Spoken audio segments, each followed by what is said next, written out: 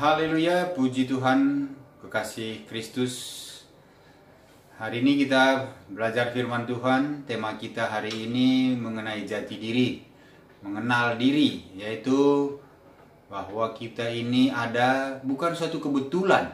Makanya tema kita, Anda bukan suatu kebetulan ada di dunia ini. Nah, kita lihat firman Tuhan di Yesaya 44 ayat 2. Beginilah firman Tuhan yang menjadikan engkau, yang membentuk engkau sejak dari kandungan dan yang menolong engkau. Janganlah takut, hai hambaku Yakub, dan hai Yesyurun yang telah kupilih. Amin. Nah, kalau kita lihat di Yesaya ini, Allah lah satu-satunya Allah yang menjadikan, memelihara, menciptakan, mengasihi dia sampai kepada anak-anak cucunya Yakub. Nah, jadi kalau dibilang Allah itu satu-satunya, berarti tidak ada Allah lain. Dan kita ini berarti dirancang oleh Allah untuk diciptakan, untuk dijadikan. Makanya kalau di terjemahan lain, Yesaya 44 ayat 2 ini dikatakan, janganlah takut, hai hambaku Yakub, dan hai engkau yang kukasihi, yang telah kupilih. Nah, seperti itu di terjemahan yang lainnya. Artinya bahwa kita diciptakan Allah itu penuh dengan kasih. Dan kita bisa lihat sampai sekarang juga keturunan yang dikasihi Allah, keturunan Yakub ini sampai sekarang dipelihara oleh Allah. Namun kadang karena banyak tantangan, manusia ini kadang mengalami banyak tekanan, penindasan, pencobaan di dalam kehidupan di dunia ini, sehingga kadang kita susah untuk mengerti bahwa kita ini adalah ciptaan yang sempurna, yang baik, yang dirancang Tuhan dengan baik. Kita kadang susah memahami itu, dan kadang kita malah meragukan Tuhan. Dan kadang juga kita menanyakan, bagaimana kok bisa saya begini, atau bagaimana saya lahir seperti ini, kok jadinya seperti ini saya gitu. Ini banyak kadang kita menanyakan diri kita sendiri. Dan di sini makanya tadi tema kita itu, Anda bukan suatu kebetulan ada atau lahir di dunia ini. Nah, ini yang harus kita pahami saat ini. Banyak keluhan memang, nabi-nabi yang zaman dahulu pun nabi-nabi zaman dahulu pun banyak mengeluh atau mempertanyakanlah bagaimana kehidupan mereka. Kita lihat Yeremia, Nabi Yeremia di Yeremia 20 ayat 18 mengatakan begini, mengapa gerangan aku keluar dari kandungan, melihat kesusahan dan kedukaan, sehingga hari-hariku habis berlalu dalam malu. Nah, ia mempertanyakan itu kepada Allah. Karena apa? Karena dia mengalami banyak tekanan atas jabatannya, atas dia sebagai nabi yang dipanggil Allah. Banyak sekali tekanan, banyak sekali cobaan, Malah dia dipasung, dimasukkan ke dalam penjara gitu. Sehingga dia kadang mempertanyakan hal ini. Tetapi karena dia ini adalah nabi yang dipilih Allah dan dia memang mempercayakan dirinya kepada Allah, akhirnya dia tahu bahwa Allah itu menyertai dia. Kalau kita baca selanjutnya, Allah menyertai dia sehingga semua lawan-lawannya, musuh-musuhnya pun tidak bisa menyentuh dia. Artinya dia menang atas segala pencobaan-pencobaan itu. Nah, ini sering terjadi dari ayat firman tadi ini. Yang pertama yang di Yesaya 44 ayat 2 tadi, kita tahu bahwa memang Tuhanlah yang menjadikan kita, membentuk kita sejak kandungan, Malah sebelum ada di dalam kandungan pun Allah sudah memikirkan bahwa kita akan dijadikan atau kita dibentuk. Nah, di Yeremia ini hal yang sebaliknya, mempertanyakan bagaimana kok bisa saya lahir dengan keadaan seperti ini atau masalah seperti ini. Jadi dari dua ayat ini kita mempelajari bahwa sebenarnya Anda lahir atau kita lahir ke dunia ini atas rancangan Tuhan. Tidak tergantung orang tua adalah mau atau tidak mau, tidak tergantung orang tua Anda itu menginginkan atau tidak. terus merencanakan atau tidak, ya yang jelas Tuhan merencanakan kelahiran Anda sebelum ada di kandungan orang tua Anda. Allah sudah merencanakannya. Makanya kalau firman Tuhan di Efesus 1 ayat 4 mengatakan demikian. Sebab di dalam Dia Allah telah memilih kita sebelum dunia dijadikan, supaya kita kudus dan tak bercacat di hadapannya. Nah, ini jelas dikatakan bahwa sebelum dunia dijadikan pun kita sudah ada dalam rancangan Allah. Nah, jadi kita tidak kebetulan. Setiap manusia yang lahir ke dunia ini dengan cara apapun atau bagaimanapun, tidak kebetulan dia lahir ke dunia, tapi sudah dirancang jauh-jauh sebelum ada dunia pun. Ya, sebelum ada kandungan ibunya pun sudah dirancang oleh Allah. Jadi bukan suatu takdir atau keberuntungan atau kebetulan, ya, jika kita ini masih bernafas, bukan suatu kebetulan, tapi itu semua dalam rancangan Tuhan, pemberian Tuhan, ya. Anda hidup ya karena Tuhan menciptakan Anda dan Tuhan menggenapi tujuannya atas diri Anda. Apa tujuannya atas diri Anda? Kita lihat di Mazmur 138 ayat 8a. Dikatakan begini, Tuhan akan menyelesaikannya bagiku, ya Tuhan, kasih setiamu untuk selama-lamanya. Nah, jadi di sini jelas dikatakan oleh pemazmur bahwa kita diciptakan Allah itu untuk menggenapi kasih setianya, kasihnya kepada kita. Tuhan yang merancang setiap bagian tubuh kita pun Tuhan yang merancang. Ia yang menentukan dan Ia yang memilih. Memilih apa? Memilih kita itu ras apa, ya, suku apa. Nah, kita itu rambutnya seperti apa. Itu sampai seperti itu, sampai segitunya Allah menentukan kita. Nah, kita ini juga setiap detail hidup kita ini pun Allah yang menentukan. Jadi, kalau kita sudah mengerti hal itu, ya kita tidak akan pernah melihat orang lain dan membedakan dengan kita. Karena itu semua apa? Ciptaan Tuhan, rancangan Tuhan. Anda menjadi ras dari katakanlah suku Jawa, ya, itu bukan karena Anda memilih. Ras Anda umpamanya suku Batak, bukan karena Anda memilih. Ras Anda suku Papua, bukan karena Anda memilih. Itu karena sudah ditentukan oleh Tuhan. Jadi kita tidak bisa saling menyerang atau saling mengatakan, orang Papua kenapa ya kok kulitnya begitu, rambutnya kok begitu, kok hitam-hitam. Tidak bisa kita bilang begitu, karena bukan mereka yang memilih untuk mereka punya rambut seperti itu, mereka punya kulit seperti itu. Nah, sama juga orang Batak kenapa ya kok mukanya seperti ini. Orang bilang orang Batak mukanya ya banyakan seperti kotak, kayak kotak gitu. Nah, itu bukan mereka memilih, bukan orang Batak itu mau seperti itu, tetapi karena Tuhan yang sudah memilih. Kalau orang Sunda dibilang, kenapa orang Sunda kok lembut-lembut, semua mulus-mulus. Nah, itu karena sudah Tuhan semua yang menentukan. Jadi saudara, di mana Anda lahir, bangsa apa Anda lahir gitu ya, semua Tuhan yang menentukan. Kalau bisa memilih, ya mungkin kita sekarang pun saat inilah katakan, kalau Anda ditanya mau lahir dari suku apa dan mau lahir jadi orang apalah, bangsanya bangsa apa, coba bisa nggak Anda tentukan dengan baik? Belum tentu pilihan Anda itu, kalau sekarang Anda pilih umpamanya salah satu negara maju di dunia ini, karena mungkin Anda menganggap, wah kalau saya lahir di sana saya pasti beda dengan sekarang di sini gitu. Belum tentu nanti setelah Anda di sana Anda persis seperti apa yang Anda harapkan. Bisa jadi kebalikannya.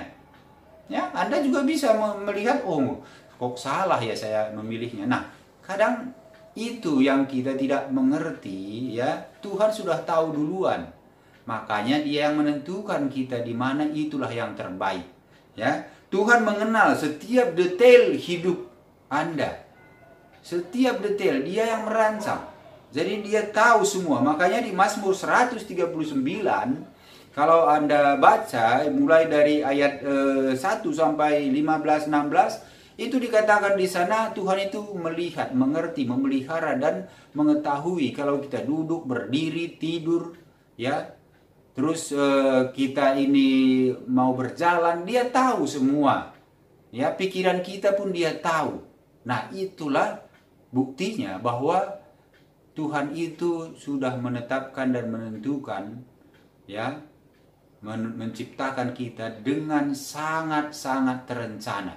Nah, itu makanya karena Tuhan menjadikan Anda dengan suatu maksud, ya, Ia juga tentu menentukan kapan Anda lahir ke dunia ini, kapan Anda pulang dari dunia ini, atau kapan Anda meninggal. Itu semua sudah dalam ketentuan Tuhan. Jadi kalau kita pahami itu, kita tidak akan takut dengan kematian, ya, tidak akan takut dengan bagaimana nanti hidup kita, ya, karena kita sudah tahu semua di dalam tangan Tuhan, dalam rancangan Tuhan, dan sudah ditentukan oleh Tuhan. Nah, kalaupun seandainya Anda lahir, ya, tanpa dikehendaki umpamanya orang tua, ya, mungkin orang tua Anda dulu tidak menghendaki Anda lahir.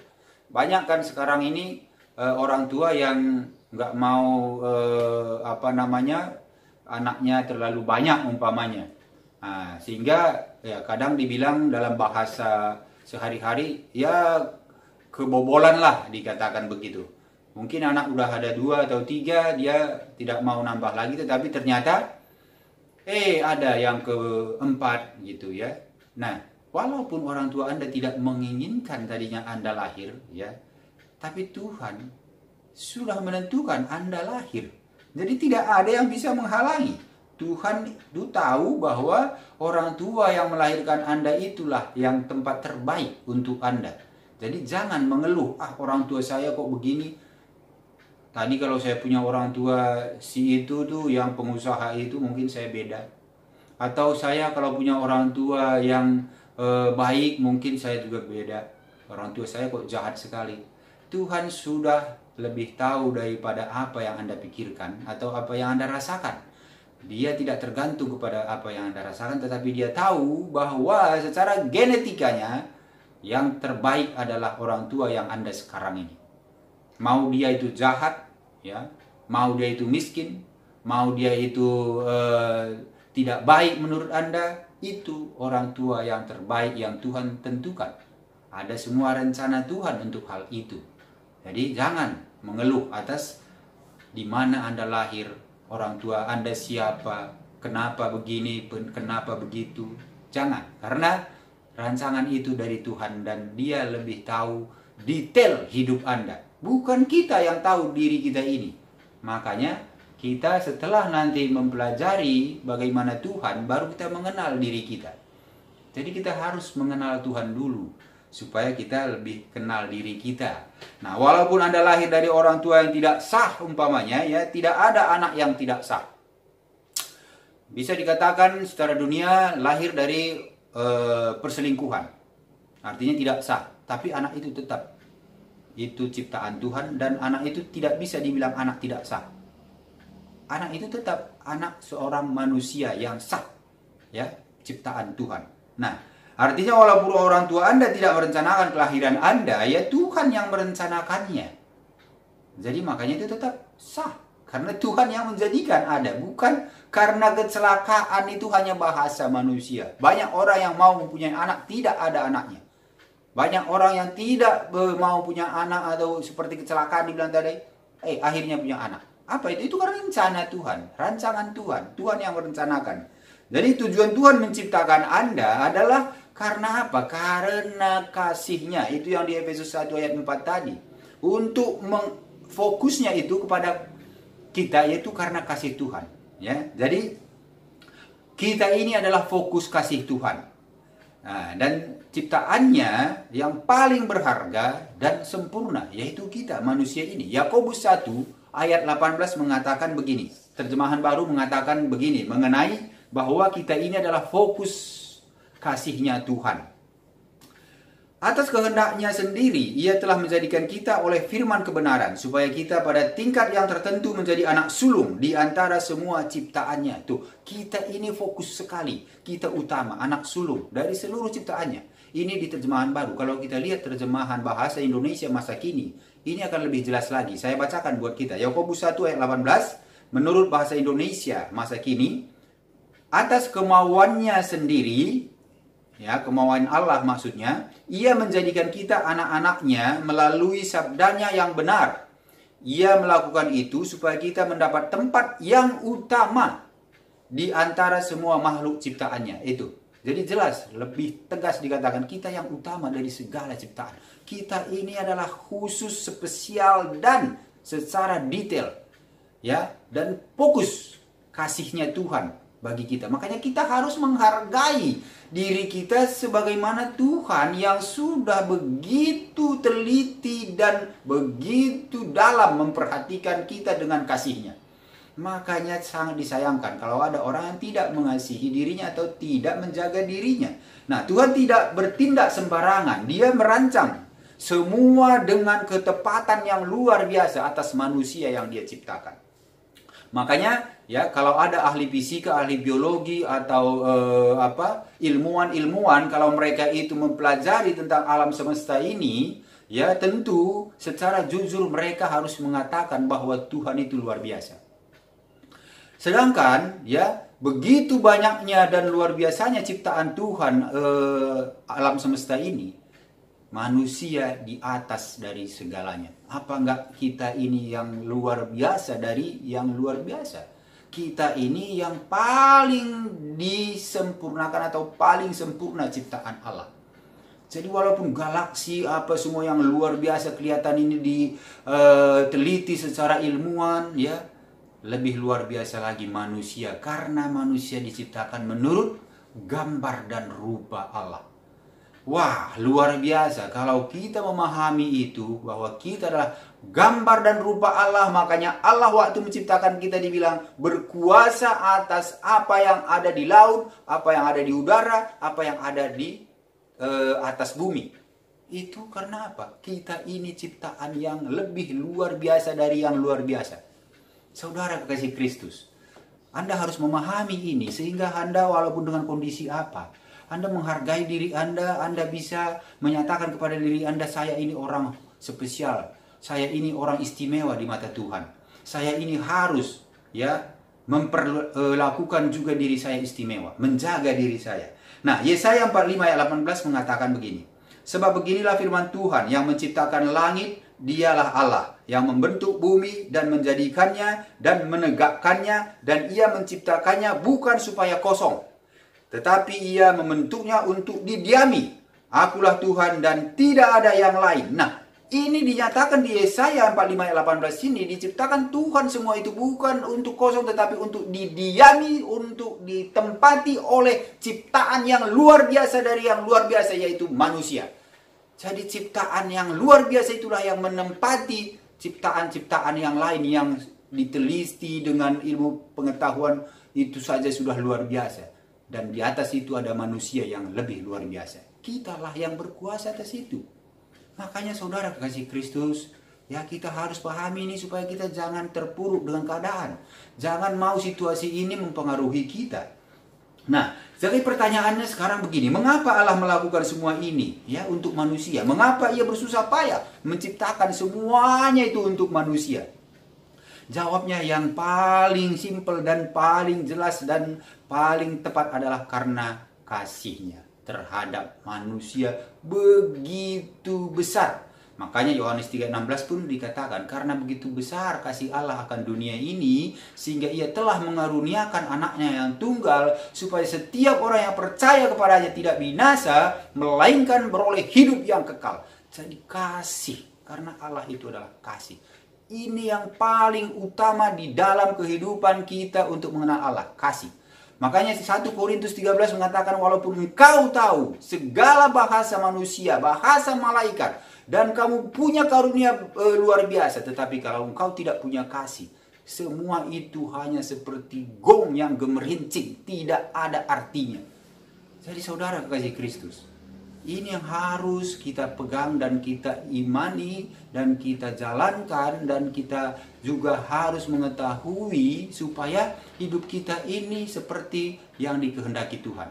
Karena Tuhan kita kasih, maka kita pun di dalam diri kita ini sama ada kasih yang sempurna dari Tuhan itu, yang kita juga harus mengekspresikan dan membalas kasih Tuhan itu. Membalasnya tidak hanya kepada Tuhan, tapi kepada semua ciptaan yang luar biasa ini, kepada manusia. Ya, kita saling mengasihi. Makanya firman Tuhan mengatakan orang Yahudi menanya kepada Yesus, apa terutama daripada perintah Allah itu? Yesus katakan apa? Apa yang kau baca di hukum Tauratmu? Mereka bilang bahwa kasihilah Tuhan Allahmu dengan segenap hati, segenap akal budi, kekuatanmu, dan kasihilah sesamamu manusia seperti mengasihi dirimu sendiri. Yesus bilang benar, lakukanlah itu. Karena itu memang yang utama.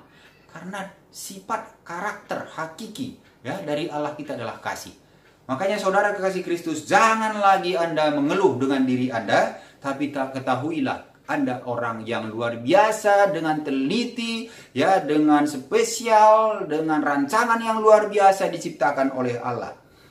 Dia mengekspresikan kasihnya kepada kita manusia. Nah, jadi saudara yang dikasihi Tuhan, kesimpulannya dari firman ini, Tuhan menjadikan Anda untuk suatu alasan, bukan tanpa alasan. Dan kehidupan Anda mempunyai arti yang dalam.